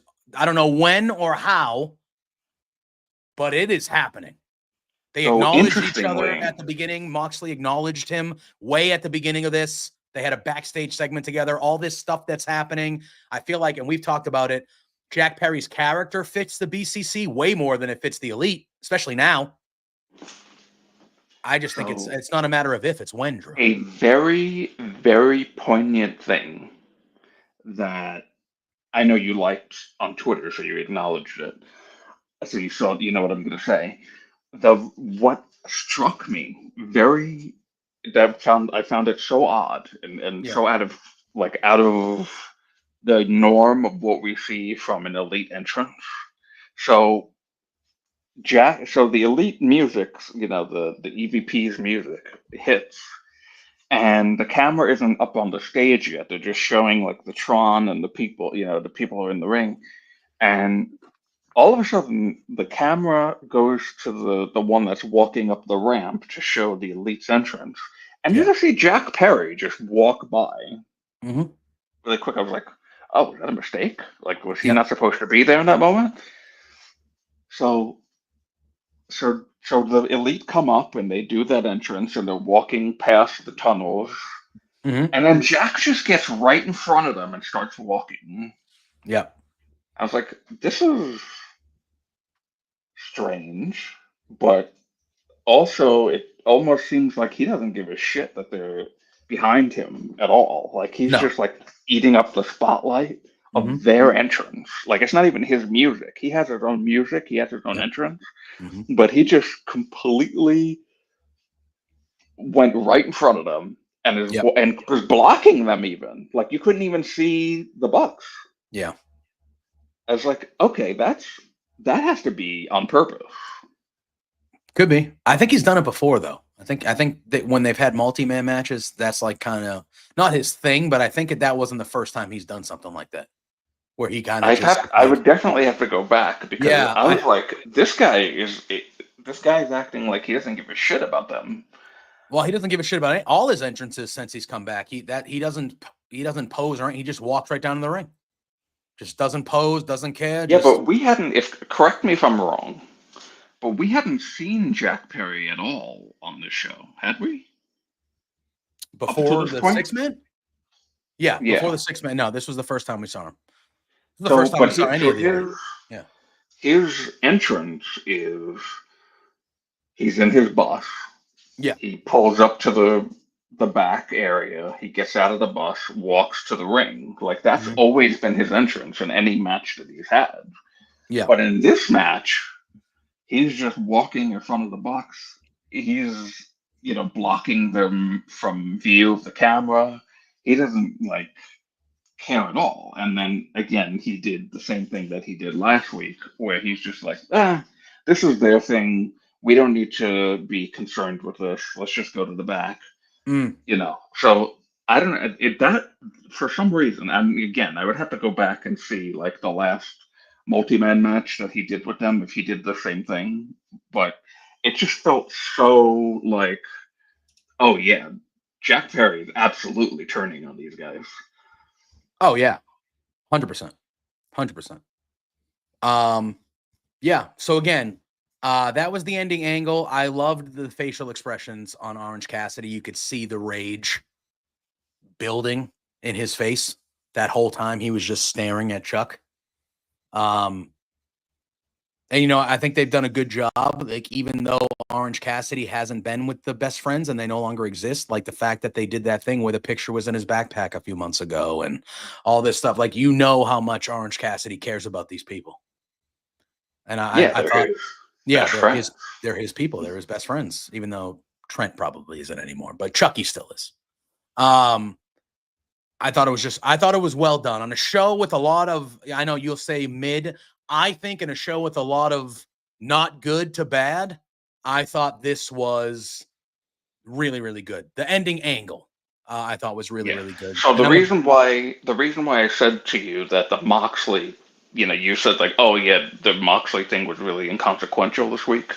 The reason why I didn't agree with you is because of what happened at the end of the show. Where they are telling multiple stories within this angle where the Orange Cassidy thing I think is the most prevalent. And this week, and that's why I like that, because I do love Orange Cassidy. I'm just saying, we came into this show promoting Moxley. He was at the top of the card thing. John Moxley's going to be here. They're saying on commentary, oh, what's Moxley going to say this week? What are we going to find out about Moxley? And again, I understand why they did it, and it was played well because this was really Orange Cassidy was the focus here. But when you're talking about strictly the Moxley side of things, yes, the thing they did created a good angle with Orange Cassidy, but them as a group, they did not progress anything. I know nothing more about their message, their desire, what they want to do after last night than I did before that show even happened. And that to me, I think the reason why, in my opinion, the reason why is because they've already stated what their purpose is. How many times can you say, AEW is playing we're it off anti-AEW? No, but AEW is still playing it off that they don't know what's going on. So if you don't know what's going on, then me as a viewer, I don't know what's going on. So, like, yeah, I understand what you're saying as a wrestling fan for a long time and somebody who's been in the who's been a wrestling fan. I have an idea of where I think this is going to go. But like AEW and the commentators and the wrestlers and all this stuff, they're all still parading around that they have no fucking idea why Jon Moxley and this crew are doing this. That's what we don't know what and he's saying you don't understand the greater purpose. Yes, he's been saying, I hate everything AEW's become. I'm anti-AEW. Yes, that's not their purpose. He keeps on saying still, oh, you guys don't understand. You don't understand why this is happening. There's a greater point to this. We didn't find out anything closer to what that greater point is. Okay, I'll concede and I'll say I do agree with you there. But with that being said, I did like the angle because I do like the Orange Cassidy side of it. So I'm not saying it was useless.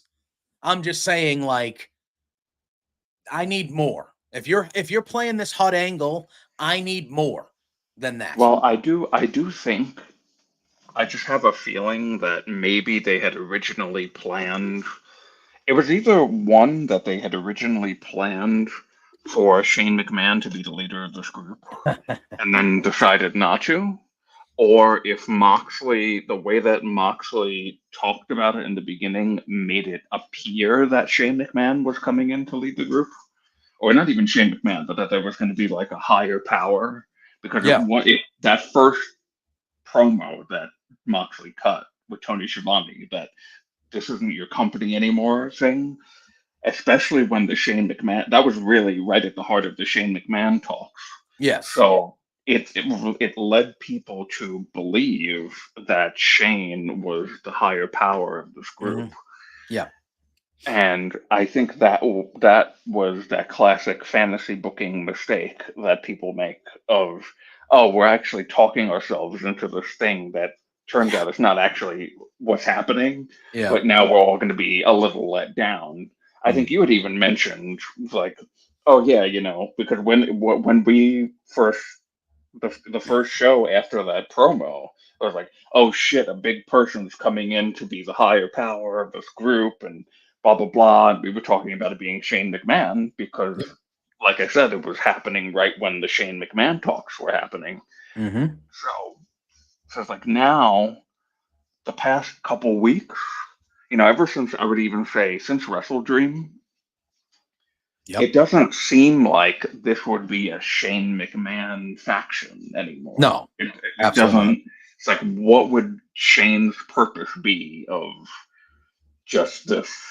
We can understand like an anti AEW type of a thing. That could be a Shane McMahon thing, but the way that the Moxley group have been acting doesn't feel like a Shane McMahon thing. Yeah, not at all. It just seems out of character for someone like Shane. You got Johnny saying the whole locker room against 6 guys. He goes, somebody last week, I think it was Johnny.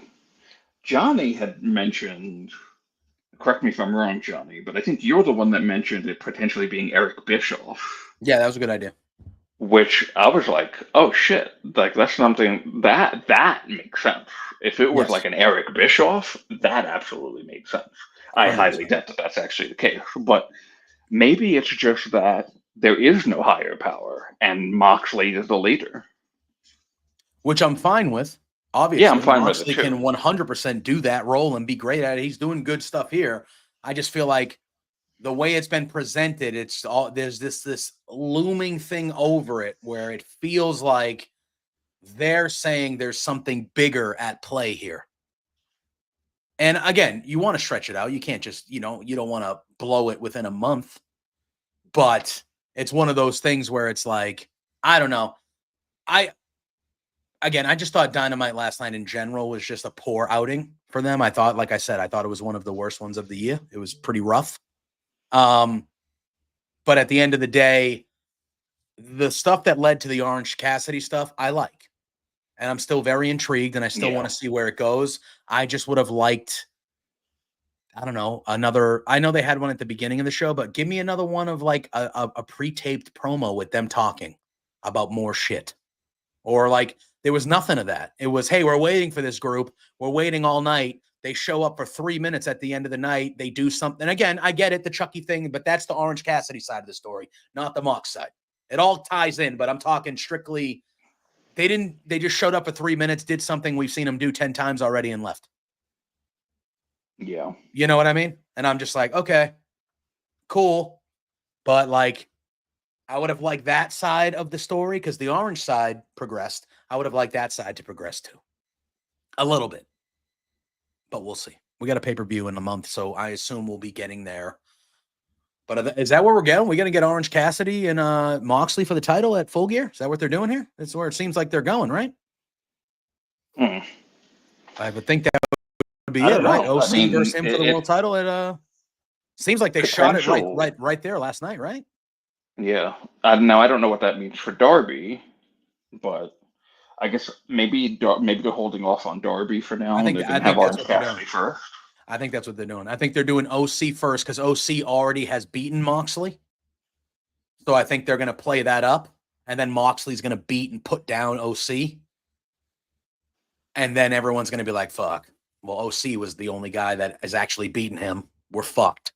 And then Darby is going to be the hero in shining armor. That's going to be like, you know what?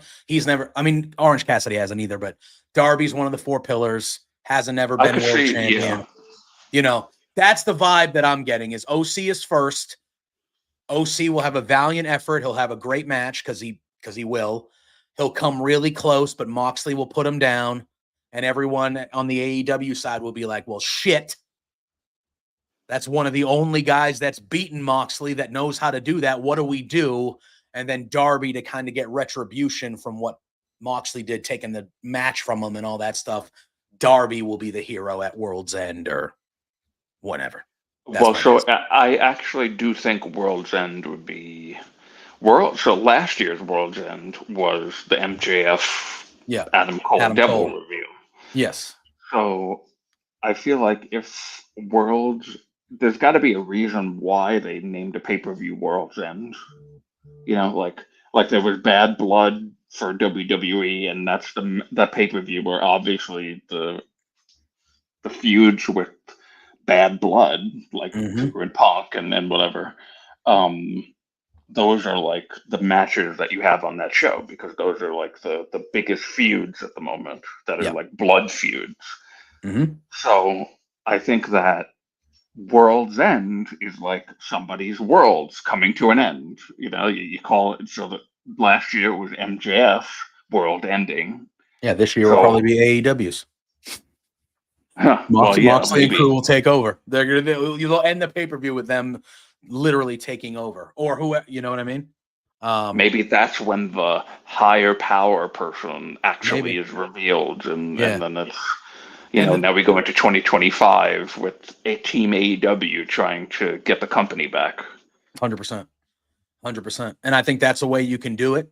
I think that is the way, and I feel like World's End, the fact that it's in December every year.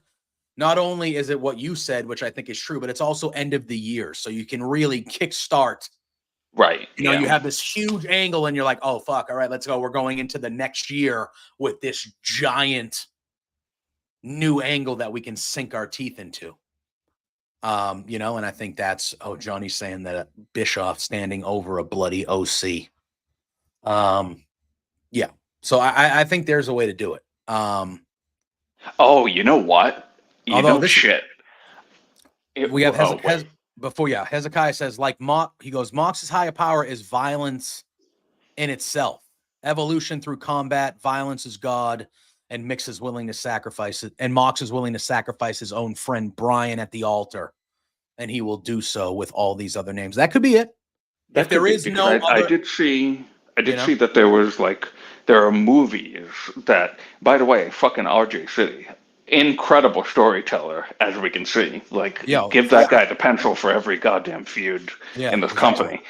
They're pulling from like movies and stuff, and like really trying to hone in on this feud, and it is really being well done. And props to RJ City for that. Just absolutely incredible. Never thought that. When that report came out that RJ City is the one that's doing this feud, I was like, holy fucking shit, that guy could run a company by himself. Yeah, at least from a creative standpoint, for sure.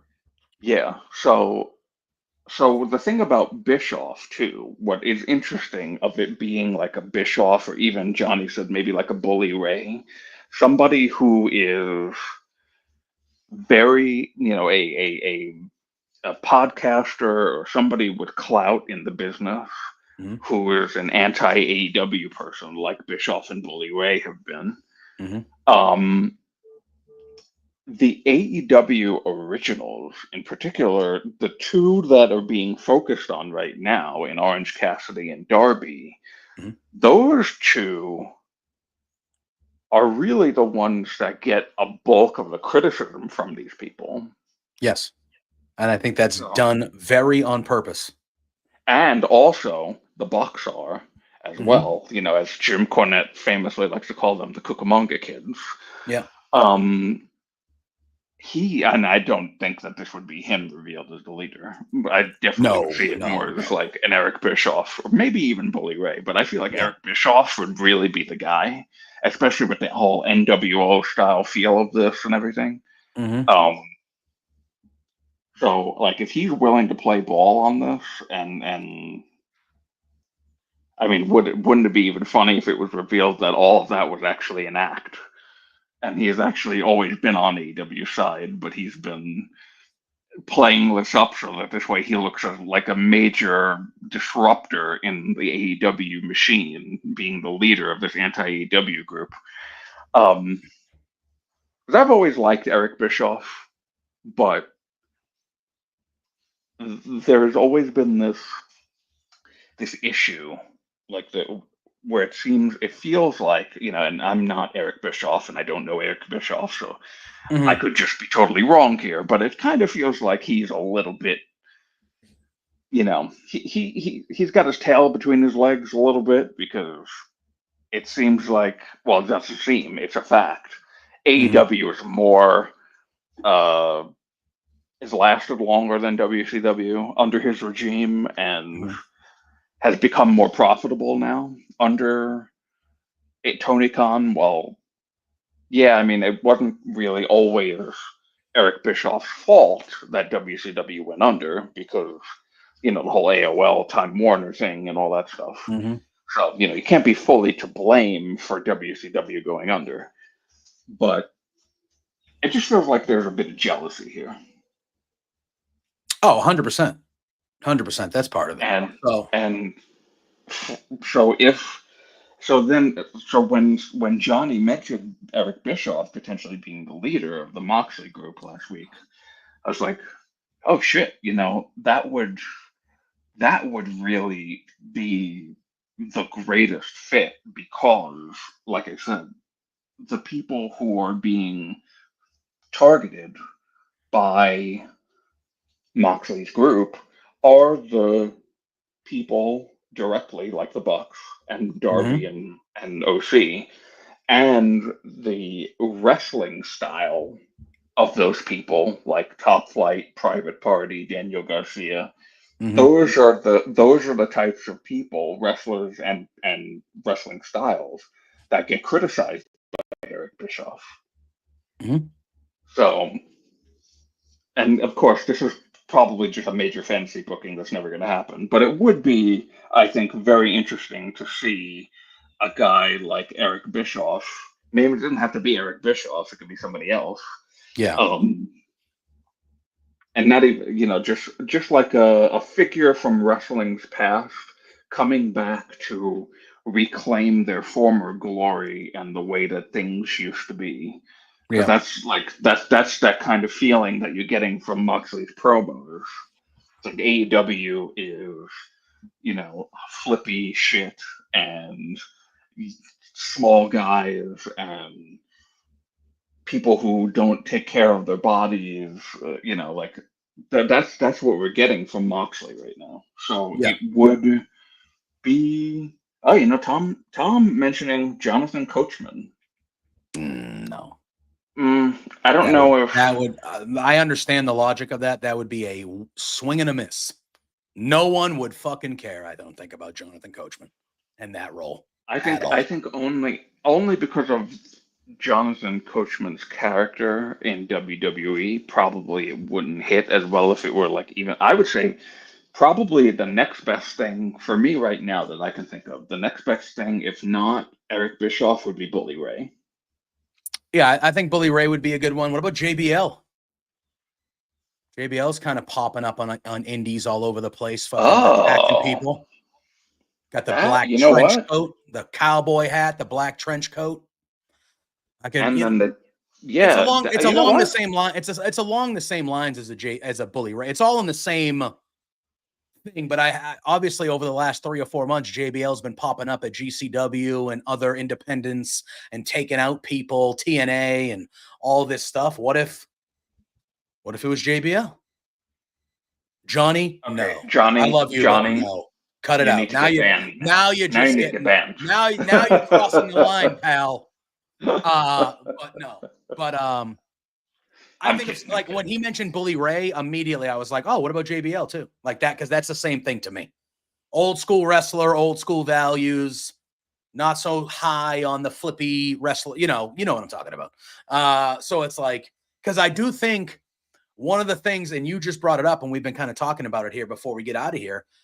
I do think not enough people are paying attention to who Jon Moxley and crew are going after. Yes, they went after Bryan, of course, but he was the world champion. They needed the title to do the thing. And Moxley proving that he was willing to do what he did to someone that was in a group with him and what we would assume were really good friends, if not a brotherhood that they mentioned. Like that was to prove that, oh shit, Moxley is really unhinged right now. He does not give a fuck.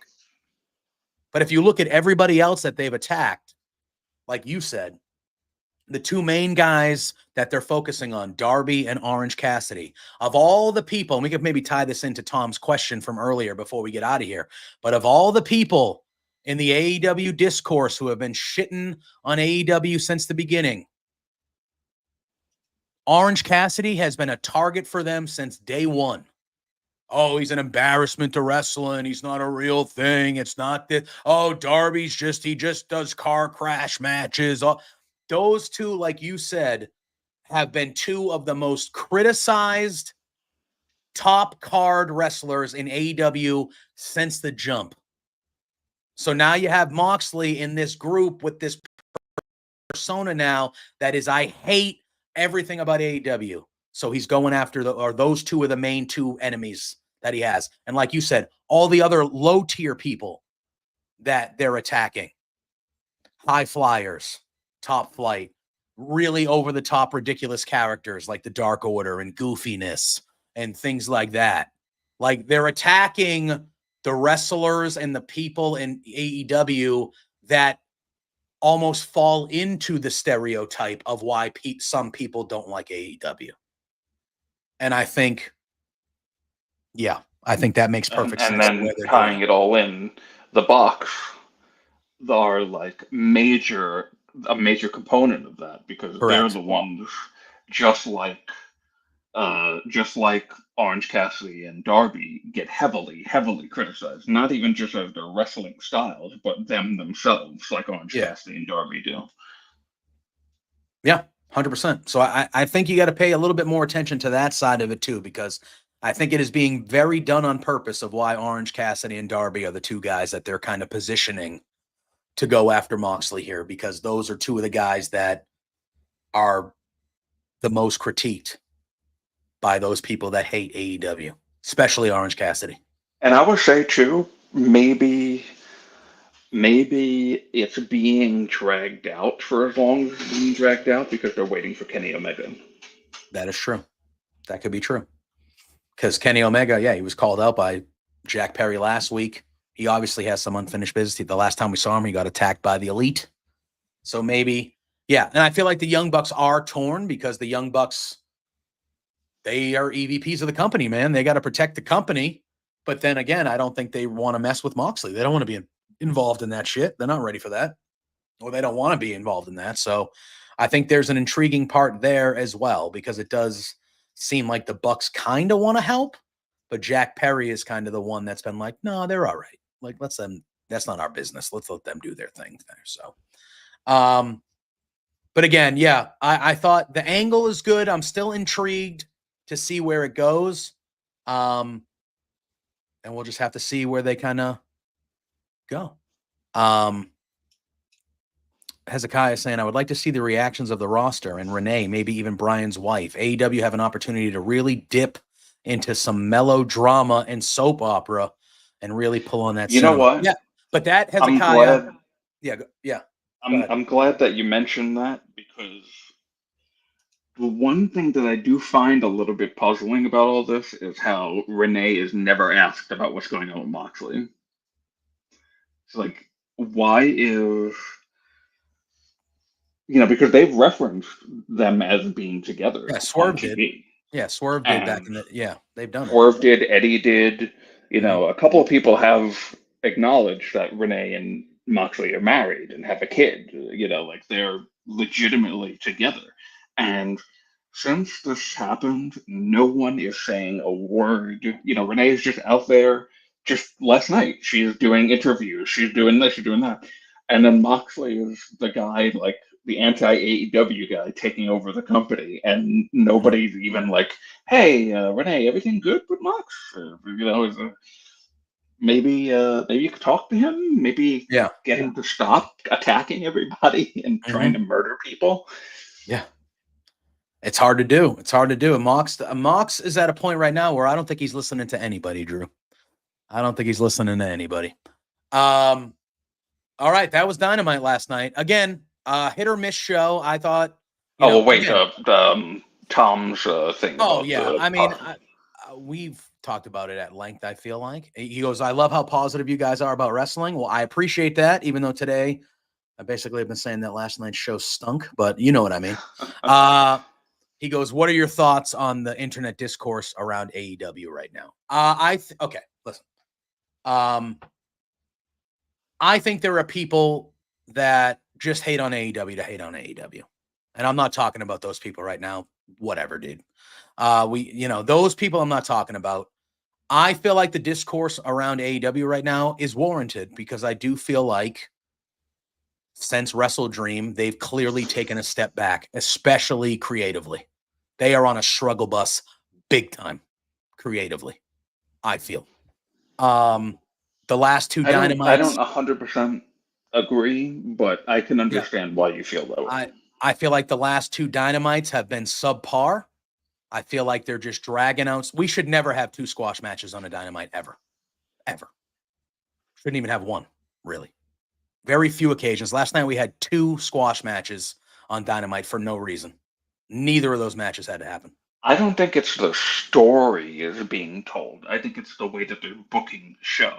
That might be true. But to me, again, like I just feel like creatively right now, the whole Statlander thing, you turn her heel, but then you turn her babyface, right? Like, I just feel like they are they have a focus. Their focus is this Moxley story. And they have other side things going on, Kip Sabian and Christian and all, they have other side stories going on, but I just feel like they have no idea what they want to do with the majority of the stories and rosters. That's just what I'm feeling right now. Now, they are usually really, really good about getting back on track, especially heading into a pay-per-view. And we have a pay-per-view at the end of the month, 4 weeks away, almost to the day. I think it's the 22nd of November or the 23rd, one of them. But it's almost to the day, a month from now, that we have Full Gear. So I expect them over the next couple weeks to kind of get back on track, give us a couple strong Dynamites, and I expect them to give us a killer pay-per-view, because guess what? They always do. They always do. But I feel like, and Johnny, that's a good point. We did get the report a couple weeks ago that Jimmy Jacobs left, and he was kind of Tony's right-hand man. Whether you liked his booking or not, I feel like they've been trying to figure it out ever since he's left, because everything seems scrambled. And I have no idea it's just everything is everywhere. Everything is everywhere. It just feels like they're in like a little bit of a rut about how. I don't know, because I personally have felt like some Dynamites have felt this way even with Jimmy Jacobs there. Oh yeah, I don't think it's. But you losing your right hand man, maybe that adds to the jumbledness of like, all right, let's go from here to here and then here to. I don't know. I don't know the inner workings of that. I do think that is a good point to point out though, because the reports did really say he was kind of really Tony's right hand guy there. I don't know. Again, it's only been like 2 or 3 weeks, but I feel like they had plans all the way through Wrestle Dream, and they nailed it. And now they're just kind of, I don't know. I feel like they're figuring out how to get to the next point. Now, again, I am more critical of AEW than, like, I love AEW, but I am very critical of AEW. I'm hard on AEW. And right now, they are struggling when it's compared to the other product I am watching. I very much prefer the other product. And it used to not be that way. So that's kind of how I'm worried and I feel about AEW as a whole, because WWE has started to get hot for well over a year now, and I always still preferred AEW. But over the last 3 or 4 months, they're not even in the same ballpark to me anymore. And that's a concern. Yeah. That's a concern. I mean, I get it. I'm not saying that as measuring them up. I'm just talking like I should feel the same way watching AEW that I feel watching any other wrestling, or how I used to feel watching AEW a few months ago.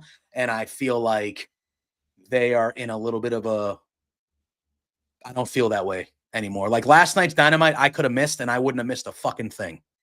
Honestly.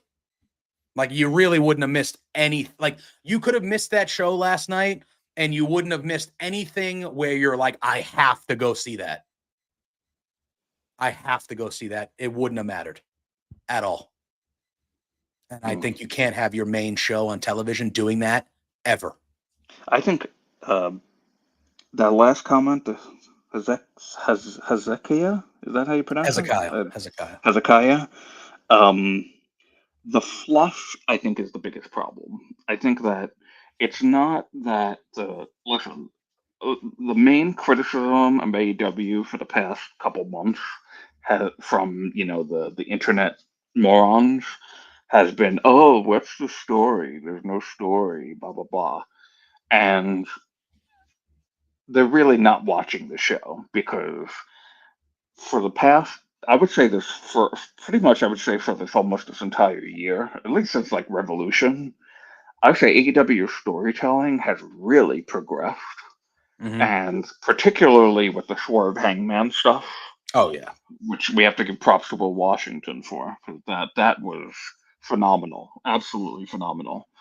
The storytelling, I don't think, is the issue. I think the issue is the booking and the way that the show is being booked. Like I said, last night's show was big angles happening, and then we're moving right to the next thing, and then we're moving right to the next thing, and then we're moving right into the next thing. It's really like we need to have segments breathe and give focus to the people in the ring or in the back or on the stage, wherever it is.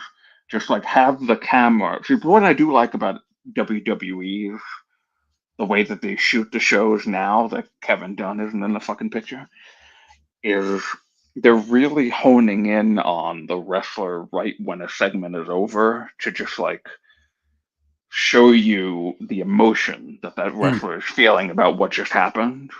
Yeah. And AEW doesn't do that. It's like, okay, Kyle Fletcher just took a buzzer and buzzed his head, and now we're going to the next thing. And then we're going into the ring again. And then here's a commercial. And then here's the, like it's just too fast paced, and it needs to slow down a little bit and let the segment breathe. Take an extra 4 to 5 seconds to focus on the person that was just talking and their emotion, and not just cut to the next thing, like how Kevin Dunn would do in just any particular segment. Camera cut, camera cut, camera cut, camera cut, camera cut. It's really, it needs to slow down and just let that segment breathe. And that, I think, is the biggest AEW problem right now, because the stories are really good. I'm loving pretty much every single story that they're telling, with the exception of that Kip Sabian nonsense. I don't see, I don't see any real flaw in the stories on TV. I see a flaw in how the show is being booked, and Yeah. it's affecting people's enjoyment of the company, because we're used to AEW being a certain way. And then now I'll agree with the Jimmy Jacobs thing. It's like now, okay, now it seems like it's a little unorganized and they're trying to do too much. Like the big thing that needs to be addressed on Dynamite is what the hell is John Moxley doing? That should be the primary focus of the whole show. Now, I'm not saying the entire 2 hours need to be devoted to it, but there's no reason for there to be a squash match. There's no reason for there to do uh, the Kip Sabian part. Like, there was no reason for it. Like that's stuff that could be done on Collision, and it is done fairly frequently on Collision, which is why we even really talk about it this week, because Collision was a complete nothing burger on Saturday. So yeah, I mean, but that's part of the problem too. That's part of the problem too, because I know Dynamite's your main show, but if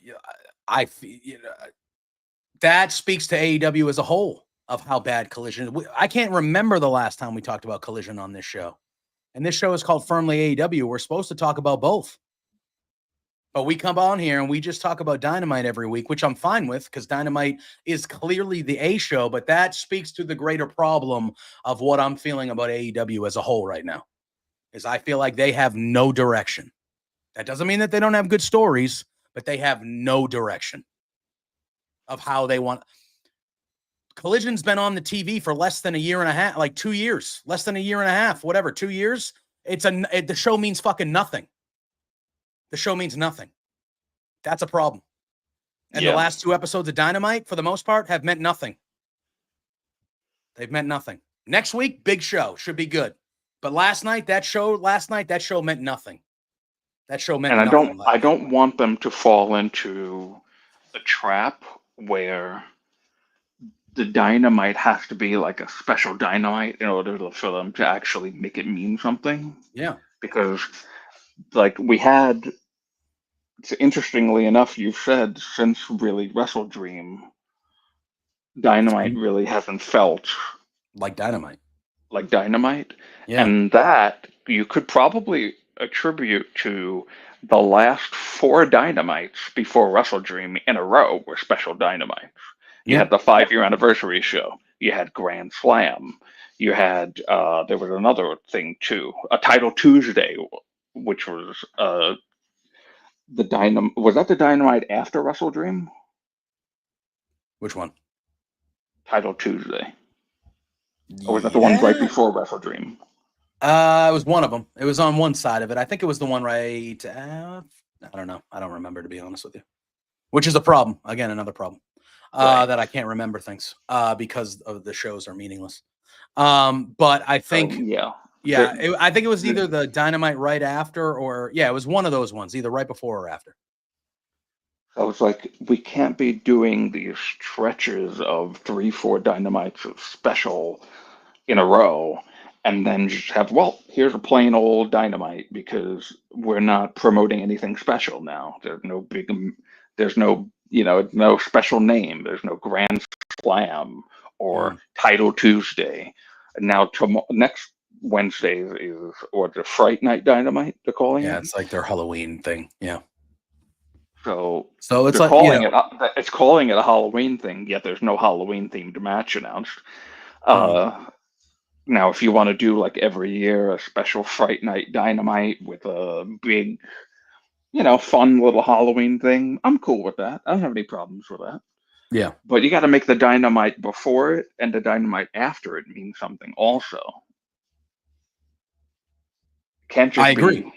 Dynamite, special name Dynamite is a Dynamite that you need to tune into, and then the other Dynamites are just there with squash matches and things that are inconsequential. Mm-hmm. Yeah. So hopefully they fix that. Yeah, exactly. And again, this is the reason why we critique and we talk about this stuff, is because obviously we care about AEW and we like AEW to the point where we do a friggin' weekly show about AEW. I want AEW to be great, and they still are for the point. It's still, I still love AEW. I just think right now they are in a rut and they need to figure it out. Like, I shouldn't, on a 2-hour show, on a show that used to be my favorite wrestling show to watch every week, I shouldn't have to sit through what I sat through last night, where I'm just like, Jesus Christ, can this end? Can this end? Because that's how I felt watching that show last night. I was like, this is bad. I would rather be doing a lot of other things from 8 to 10 tonight than watching this mid-ass show you're giving me. Need to be better than that. That was bad.